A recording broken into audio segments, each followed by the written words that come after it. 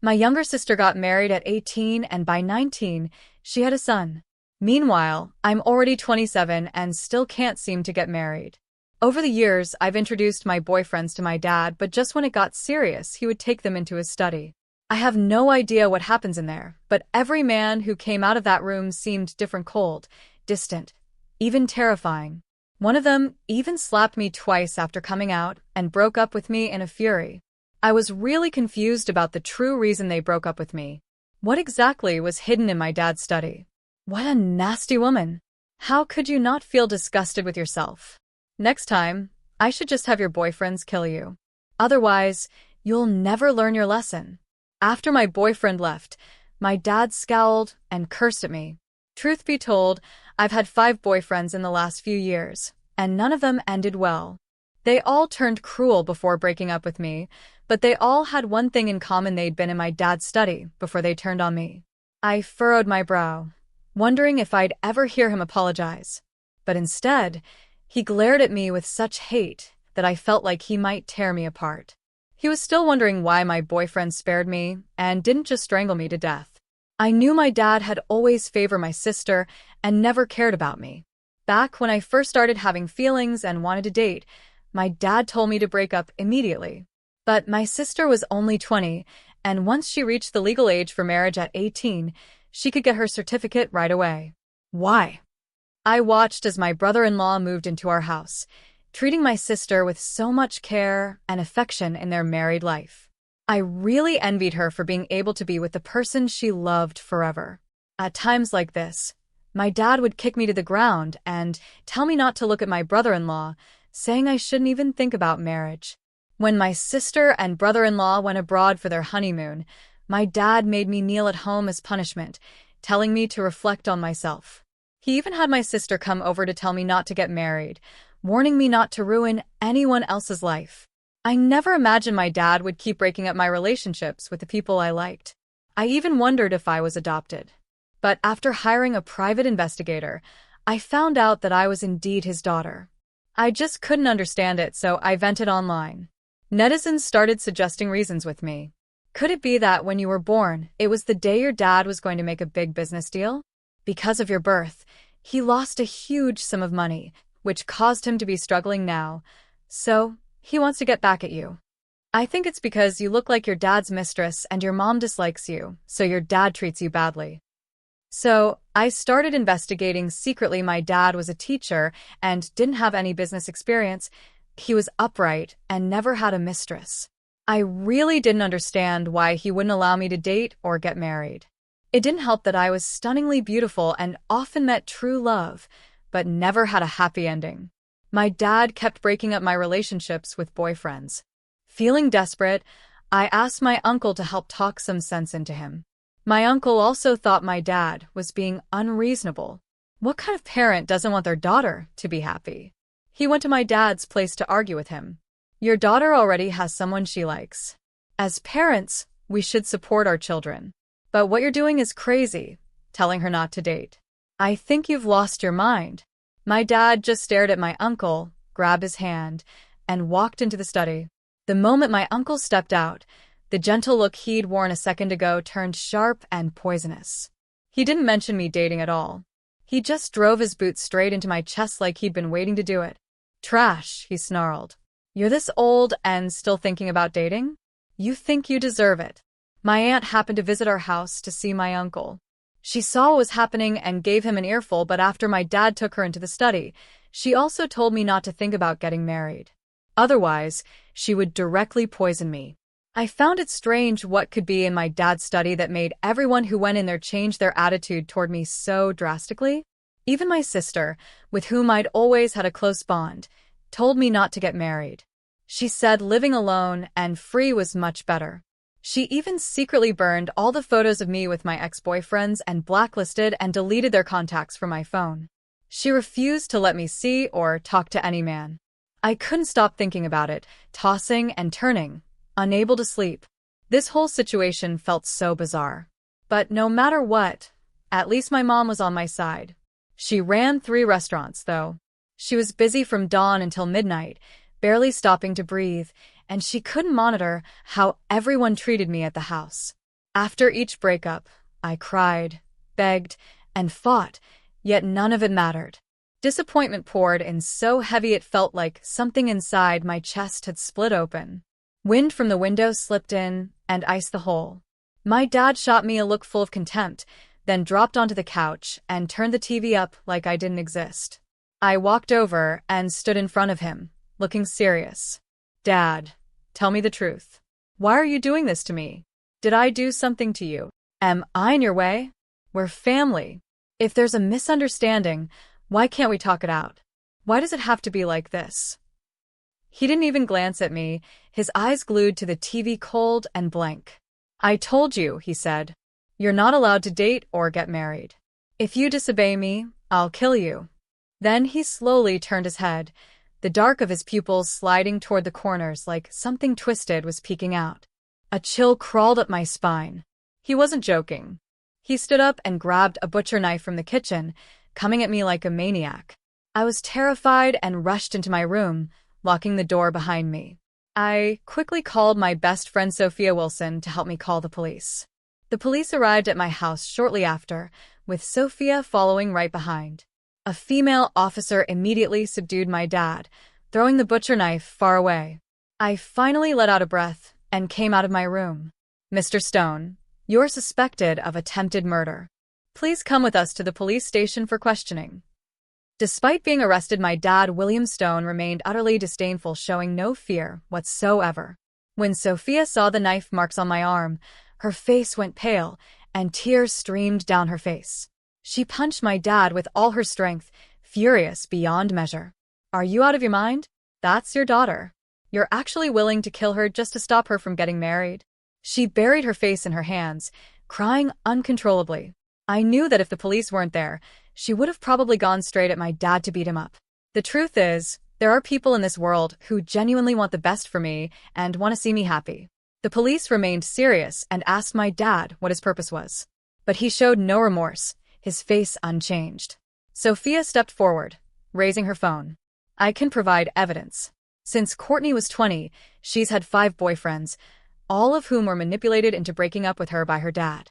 He even told them to physically and verbally abuse Courtney. I have all the photos of her injuries that she sent me. Those assholes deserve to be punished. As soon as she finished speaking, my dad let out a weird laugh, his expression twisted and terrifying. He signaled for the police to release his hold on him, then turned to Sophia. I'll go with you, but first, I need to grab some important evidence from the study. If you're worried I'll run, you can all come in with me. My breath locked in my throat. I rushed to the study and planted myself in front of the door. Sweat broke out all over my body, and my eyes burned with rage. No, I said hoarsely. No one goes in there. If I was right, if they followed my dad inside, they'd come out just like everyone else had. Here is the complete translation into polished American English for this chapter, with all the cultural and character name adjustments according to your glossary. Sophia looked at me with concern, but I still firmly held the doorknob, refusing to let them in. My eyes were wide with fear and helplessness, and the police seemed puzzled. 2 female officers walked over to me, offering reassuring smiles. They gently took my hand and led me to the side. It's okay, Courtney. We're just letting him grab something from the study. He won't be able to hurt you, they said. I shook my head desperately, tears falling to the ground. No, please. You can't let him in. My intense reaction only made them more suspicious of what could be hidden in the study. One of the female officers instructed me to stand in place, while the others followed my father into the study. I couldn't stop them. Sophia, unable to hold back, muttered angrily, You're about to die, and you still think you can pull something off? You want to kill your own daughter? Whatever you do, you need to face legal consequences. Sophia was the last one to enter the study. She even turned around and winked at me, smiling to reassure me, telling me everything would be fine with her there. I stood there, a whirlwind of emotions. I thought that maybe Sophia and the others, being strong-willed, wouldn't be affected by my father's influence. Even if she went into the study, she would still be my best friend. But the reality proved me too naive. Through the crack in the door, I saw Sophia's expression change from fear and panic to anger and hostility. She was so furious that she threw a teacup onto the floor, smashing it. My father looked up, smug, as if this had all been part of his plan. When they emerged from the study, Sophia smashed her phone and smiled at the police, apologizing. Sorry, actually, Courtney's dad was just trying to bond with her. He never intended to harm her. I misunderstood. Several officers furrowed their brows and glared at me, their expressions darkening. Don't ever call in a false alarm again. This time, we're giving you a verbal warning, but next time, you won't be so lucky. I felt like I had been deflated, my body crumpling to the ground. Their attitude was a clear sign that I had no chance of seeking help again. Sophia, seething with anger, dug her nails into my head. Did you hear that? If you hadn't lied about being in danger, I wouldn't have reported a false alarm. You should really reflect on this. They all glared at me angrily, and then the police let my father go and left. Once the door was closed, Sophia had already changed into a sharp, spiteful expression, glaring at me. She even stormed into the kitchen, grabbed 2 butcher knives, and shoved them into my father's hands, telling him to just go ahead and kill me. You're right. Courtney is such a bitch. She refuses to live a good life and insists on dating. Since she's so stubborn, why not just kill her? This kind of worthless piece of trash doesn't deserve to live. She might as well die. Tears streamed down my face in an instant, my eyes wide with disbelief. Sophia, do you even hear yourself? You're my best friend. She slapped my hand away like I was disgusting. Her expression stayed flat. I mean every word. Who told you to keep asking for this? It felt like something tore inside my chest. This was the girl I had grown up with and had trusted with every secret. I couldn't believe she had turned into this. When I was a child and made a mistake, my dad would punish me by not letting me eat. Sophia would sneak around, holding a slice of pizza, hiding by my door, and slipping it to me so I wouldn't go hungry. She once told me she would always consider me her best friend and would always treat me well. Not long ago, I held her hand while we were out for a walk. I asked, Sophia, what if I really never get married? Her eyes were full of passion and warmth. It doesn't matter if you never get married. Didn't I buy a house? You can move in with me. I won't get married either, and I'll take care of you for the rest of my life. We can adopt a child, and from then on, we'll be a family. She always told me not to be sad, saying that those men who changed their minds weren't truly in love with me. She was glad I didn't get married. But now, what was the difference between her and those men? My heart felt like it was struck by a heavy hammer, the pain spreading through my whole body. A thorn of doubt twisted in my mind, suffocating me. I couldn't help but wonder what kind of power did my dad's study hold that could change the attitude of everyone who went inside, even the people who loved and cared for me. They would suddenly turn on me and even wish for my death. After that day, I completely cut off contact with Sophia. We became strangers. I hadn't been physically hurt, but the emotional damage was enormous. For a long time after, I saw a psychologist trying to regain the happiness I once had. My dad and sister didn't care about me at all. They only knew how to exploit and control me.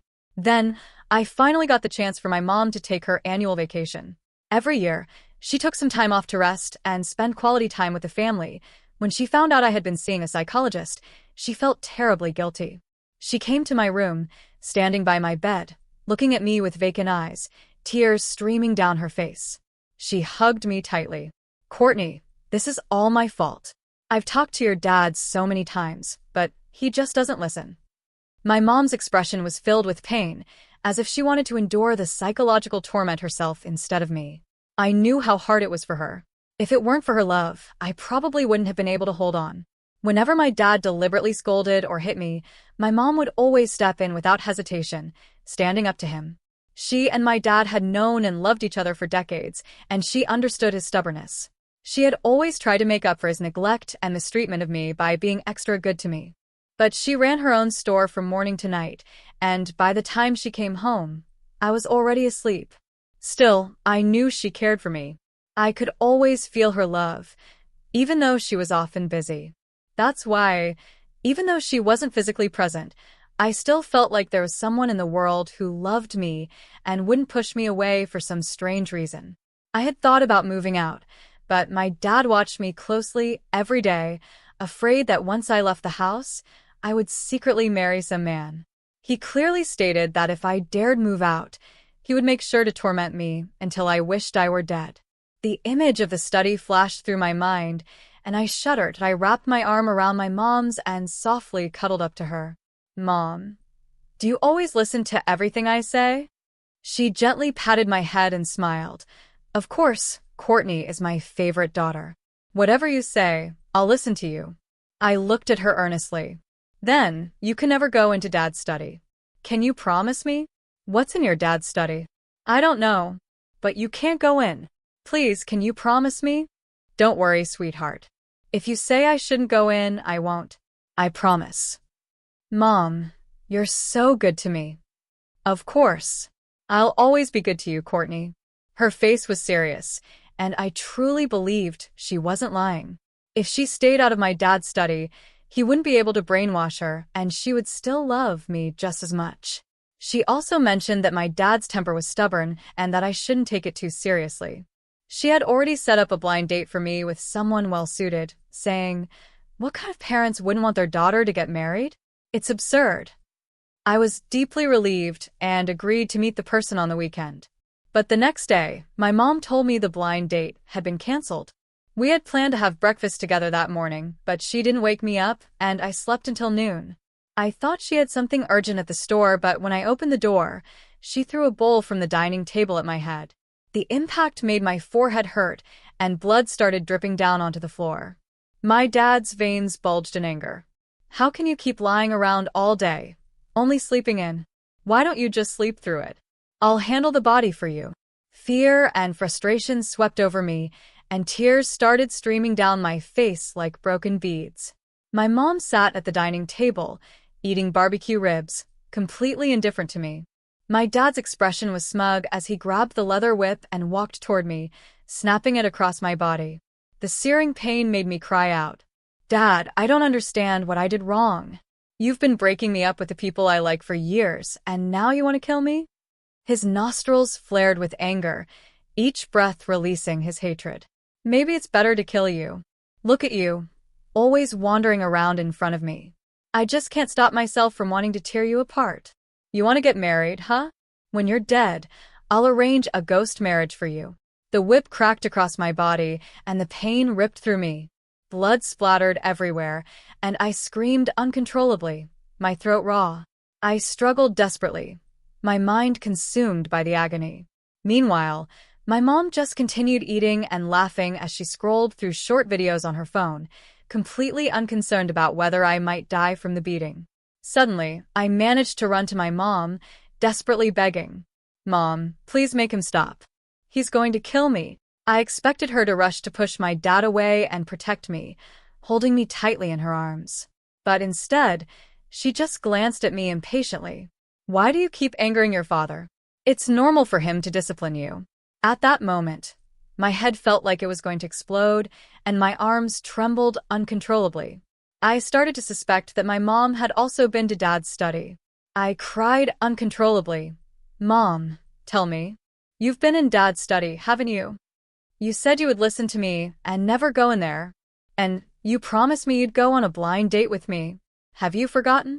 I yelled hysterically, and my dad's face turned red with anger. My mom, furious, grabbed a fork and threw it at my face. "Enough! Who went into the study? With your behavior, you think you can get married? If you don't listen, I'll have your dad strangle you and save the world from your ruining men." Now, my mom had changed. She, just like everyone else, wouldn't allow me to date or get married. If I disobeyed, she'd want me dead. If I wasn't mistaken, she had also been in that strange study. How could she, the kind and gentle woman she once was, treat me like this? My sister and her husband, dressed and ready to go out, saw me covered in blood. They didn't seem surprised, only choosing to leave indifferently. My dad's punches and kicks came down like a storm, and I curled up in defense. Each blow hit me like a hammer, causing my vision to blur and my body to break into cold sweat. He didn't stop until he was satisfied. My mother leaned against my father with a playful smile, then entered the bedroom with him. The pain, both physical and mental, was unbearable. I couldn't understand why this was happening to me. I wasn't any different from other girls. Why couldn't I date and get married like everyone else? It was summer, yet I felt a chilling cold in my heart. Now, even my mom had turned against me. If I stayed in this house, I would eventually be tortured to death. That night, I secretly packed my important documents into a bag, planning to leave as soon as they fell asleep. But just as I was sneaking out of the living room in the dark, I noticed the light on in my dad's study.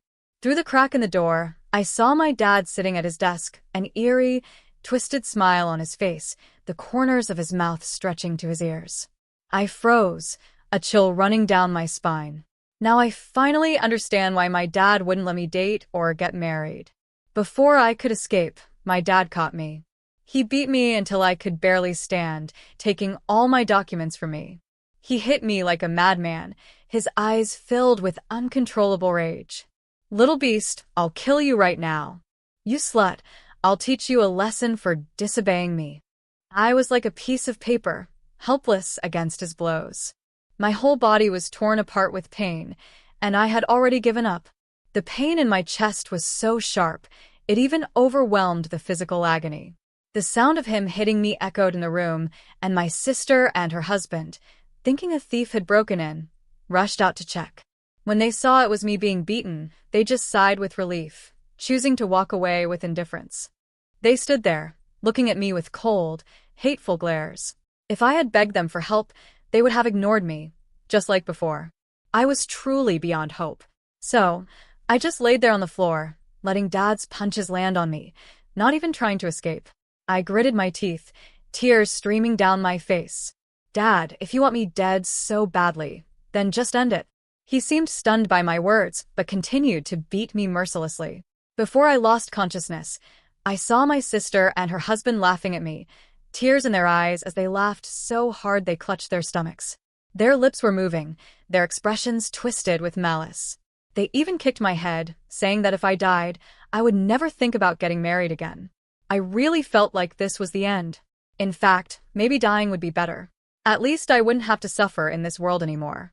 But when I woke up, I found myself in an unfamiliar place. It was a rundown village, but the house I was staying in was relatively clean and tidy. My whole body was wrapped in bandages, the scent of medicine filling the air. It seemed they had applied treatment to me first. I was still alive. After a while, Officer Parker came into the room with a lunchbox. When he saw I was sitting up, he immediately walked over to check on me. "Good, you're awake. This is a safe house set up by the police. As long as you stay here, no one can find you or disturb you. Can you tell me everything that happened?" I was stunned. "How did you get me here?" Officer Parker told me. "I was on patrol when I heard your screams. I broke the door open and saw you covered in blood on the floor.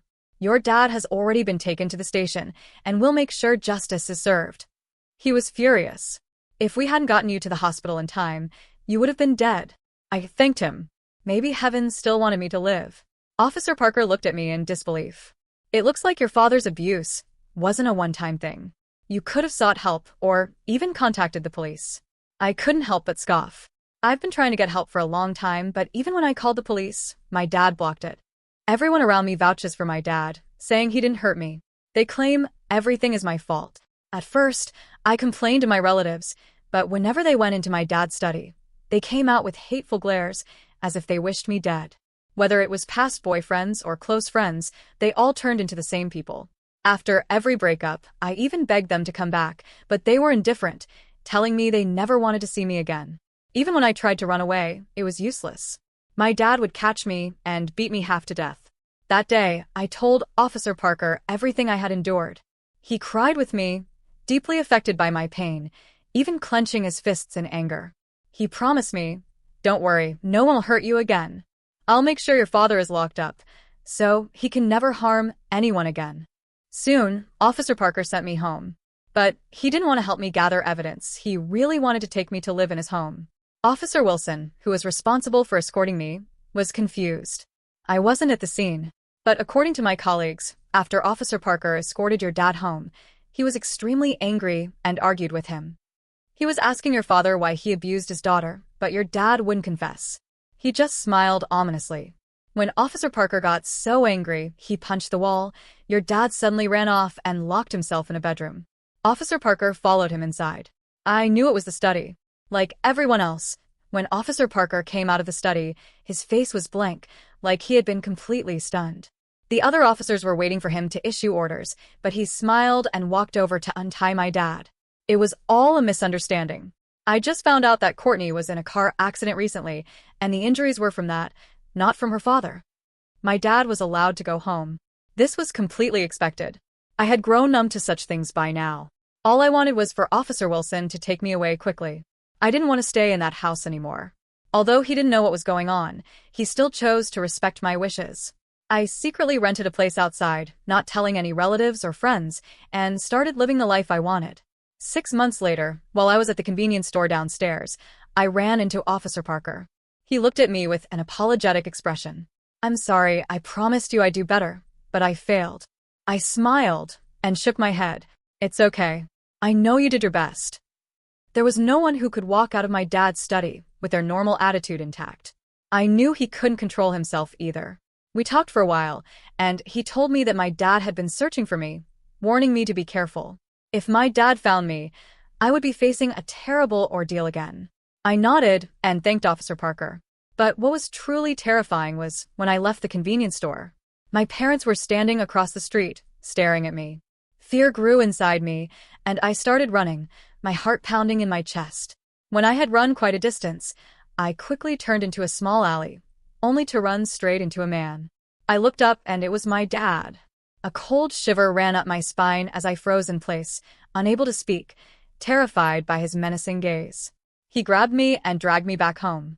I only remember crying for what felt like hours, but no matter how much I begged, they refused to untie the ropes binding me. My sister sat beside me, happily munching on sunflower seeds, laughing at how I dared to run away. It was as if she were mocking me, telling me I was asking for trouble. The door to my room creaked open, and my dad hurried in, followed by a doctor. The doctor looked familiar, his face full of concern, his gaze kind. He walked up to me and spoke with a comforting air, as if he could make everything better. When he saw me, his brows furrowed deeply. "Her condition has worsened. I recommend that you take her to the hospital for treatment. Letting it drag on like this isn't going to help." I was completely confused, kicking my legs and struggling. "Let me go. I'm not sick. Are you trying to lock me in a psychiatric hospital and abuse me?" "Dad, if you don't like me, just kill me. Why do you have to treat me like this?" The beating I expected didn't come. Instead, my dad, unusually red-eyed, sat beside me and pulled me into a tight hug. My mom walked in too, crying and wiping her tears, looking utterly heartbroken. "Sweetie, you've misunderstood your dad. He has always loved you. You're our family. How could we ever hurt you or want you dead?" I stared at them, my eyes bloodshot, and I yelled, "Then what's hidden in Dad's study? Why does every man who sees it leave me? Did you put a curse on them?" One bit my dad's arm in a frenzy. Though he winced in pain, he gritted his teeth and didn't make a sound. My mom's face turned pale with fear, and she quickly tried to calm me down. "Good girl, let go of your dad. If you want to see the study, we'll take you there. You can go again, okay?" "Again? What does my mom mean by that?" I was so confused. I had never been inside the study. Just as I was lost in thought, my parents took me into the study. This was the first time I had ever been inside, but it felt strangely familiar, like I had been there many times before. The furnishings and layout of the room seemed like something I had arranged myself. My mom sniffed, and with a click, she turned on the projector. On the screen appeared an eerie, shocking scene, and I gasped in horror. It was a surveillance video, filmed in my room. In the footage, my first boyfriend, Gavin Carter, was lying asleep on the bed. He was deeply immersed in his dreams, sleeping soundly, while I stood beside him, my face twisted with a wicked grin. I was holding a butcher knife, raising it high, and then I slammed it down toward his head. I screamed in terror, immediately closing my eyes, unable to watch any further. My heart leapt into my throat, nearly jumping out of my chest. My mom wiped her tears, turned off the video, and walked toward me. She rolled up her sleeves, and then my dad and sister's sleeves as well. Their arms were covered in bite marks deep and shallow, a shocking sight. My heart skipped a beat. "What's going on?" I asked. My mom sighed deeply. "Actually, you were married before. Gavin was your first boyfriend.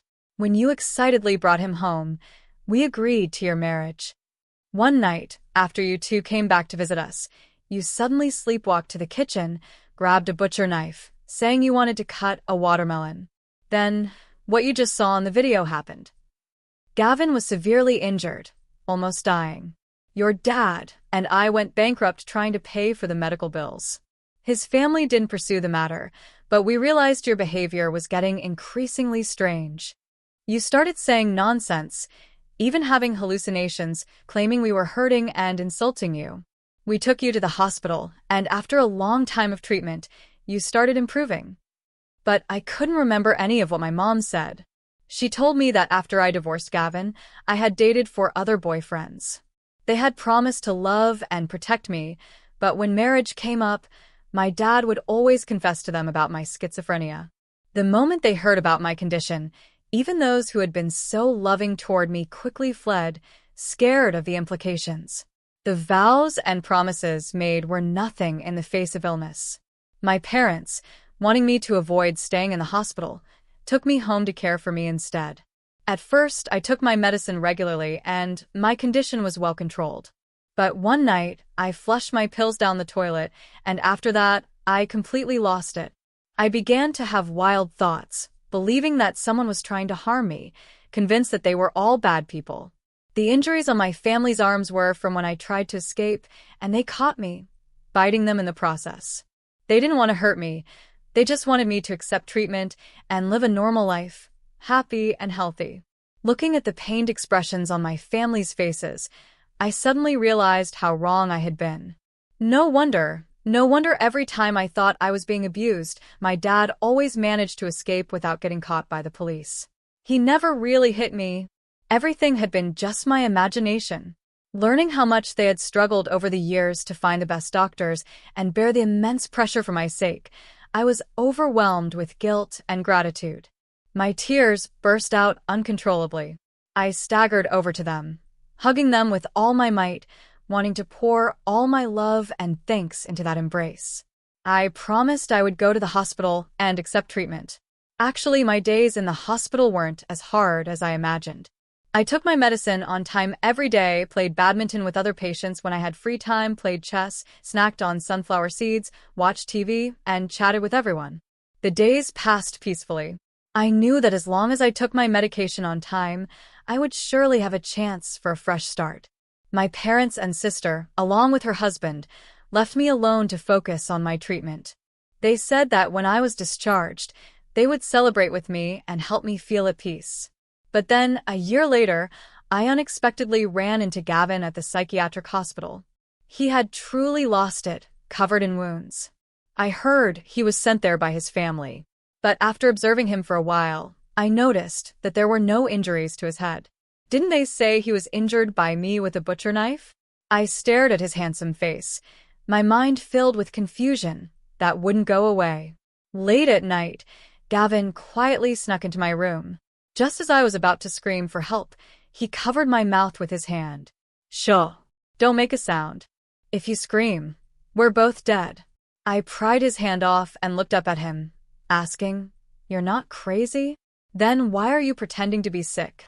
"Of course, I'm here for you. I heard you were sent to the hospital. Your parents did a great job covering it up. But I've already got evidence of their crimes. Don't worry, the bad guys will face justice." It turned out, Gavin was an undercover agent.